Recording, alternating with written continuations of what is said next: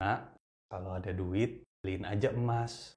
Lo pernah nggak sih dengar kalimat kayak gitu? Gue yakin orang tua kalian pasti pernah ngasih nasihat seperti itu. Emas itu adalah salah satu instrumen investasi. Saat pertama kali ditemukan, emas dideskripsikan sebagai bongkahan logam yang memancarkan sinar berwarna kuning. Emas sendiri sudah sangat erat dengan budaya manusia karena keindahannya, melambangkan status sosial, digunakan sebagai alat transaksi, dan juga digunakan sebagai instrumen investasi. Nah, kalau kalian mau belajar tentang emas, kalian datang di video yang tepat. Stay tune ya, biar kita sama-sama bisa belajar tentang investasi emas.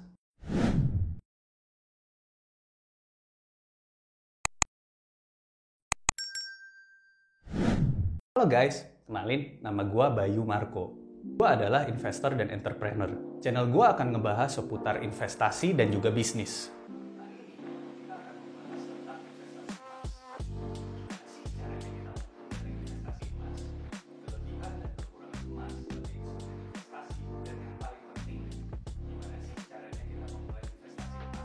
Cara cuan dari emas itu gimana sih?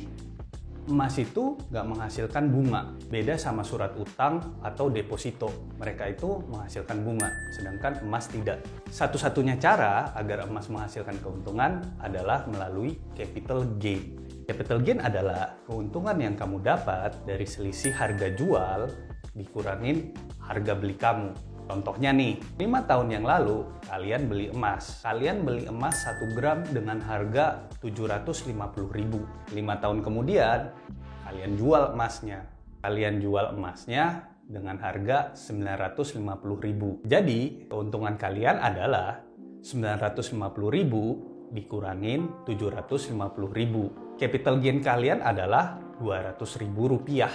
Investasi emas itu punya beberapa kelebihan yang nggak dimiliki oleh beberapa instrumen investasi lain. Karena kelebihannya, jadi banyak orang yang mau simpan kekayaannya dalam bentuk emas. Yang pertama, emas itu stabil. Biasanya kalau ada periode ketidakpastian seperti wabah, perang, bencana alam yang besar-besaran. Karena biasanya instrumen investasi yang lain itu turun drastis, sedangkan emas bisa mempertahankan nilai investasinya. Yang kedua, emas itu liquid. Emas itu mudah dicairkan. Jika kalian punya emas, kalian bisa jual emas kalian sekarang juga. Karena emas mudah dicairkan, banyak orang yang menyimpan investasinya dalam bentuk emas. Yang ketiga, emas itu tidak termakan inflasi. Kalau kalian punya uang kalian itu akan termakan sama inflasi. Jadi daya belinya menurun karena kenaikan harga-harga barang. Contoh, dulu kalian jajan harganya 1.000, beberapa tahun kemudian harga jajanan kalian naik jadi 1.500 atau 2.000 misalnya. Nah, kenaikan harga itu yang disebut dengan inflasi. Kelebihan emas adalah nggak termakan inflasi. Kelebihan emas itu nilainya terjaga. Kenapa? Karena nilai emas itu mengikuti dengan laju inflasi. Kekurangan emas. Jadi, emas sendiri selain punya kelebihan, pasti dong punya kekurangan. Kekurangan emas yang pertama adalah banyak yang lebih cuan. Misalnya nih, kalian investasi di saham, kalian bisa dapat keuntungan bisa sampai 18% mungkin per tahun atau lebih. Kalau kalian investasi di peer-to-peer lending misalnya, kalian bisa dapat keuntungan ya sampai 12% per tahun. Sedangkan kalau kalian investasi emas, returnnya atau keuntungannya paling sekitar 5% per tahun. Yang kedua, ada biaya spread. Spread itu apaan sih bang? Jadi, kalau kalian beli emas, selalu ada dua harga. Ada harga beli dan harga jual. Misalnya, kalian beli emas kalian harganya 950.000. Kalau kalian jual langsung saat itu juga, mereka akan beli kembali dengan harga 900.000. Nah, selisih 50.000 itulah yang disebut dengan biaya spread. Return emas sendiri nggak begitu besar. Terus, kalian akan dikurangin sama biaya spread. Jadi, return investasi kalian nggak akan maksimal. Yang ketiga, harus menjual aset.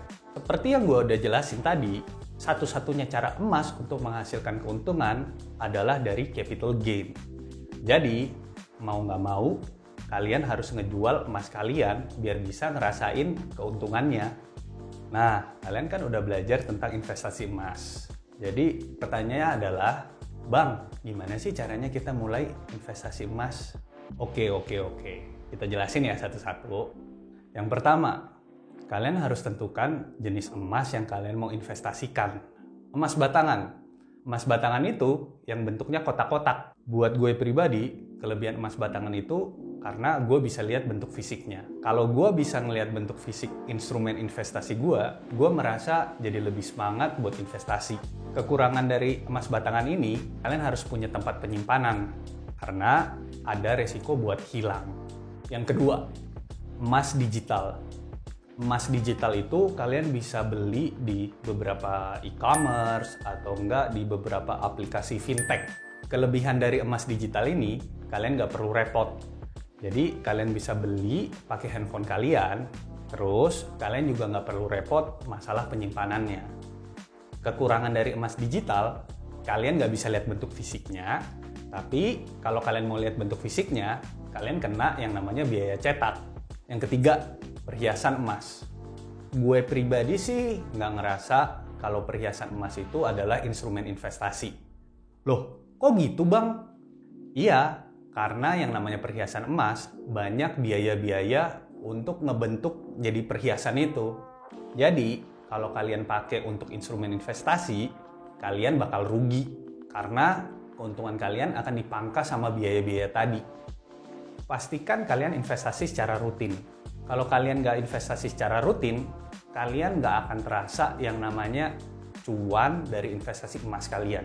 Sabar, investasi emas itu cocok buat jangka panjang. Jadi, kalau jangka waktu kalian cuma sebentar, biasanya investasi kalian itu nggak terasa cuannya. Investasi itu kayak cari pacar. Itu masalah cocok-cocokan, tergantung dengan seberapa nyamannya kalian. Gue sendiri juga punya emas kok, cuman gue gak pernah beli emas. Emas yang gue punya itu diberikan oleh orang-orang yang sayang sama gue. Jujur, gue pribadi lebih memilih instrumen investasi lain. Kenapa? Karena gue ngerasa lebih cocok aja di investasi lain. Nah, itu dia penjelasan singkat tentang investasi emas. Jadi, kalian kapan mau mulai investasi? Gue Bayu Marco. Semoga videonya bermanfaat ya. Bye!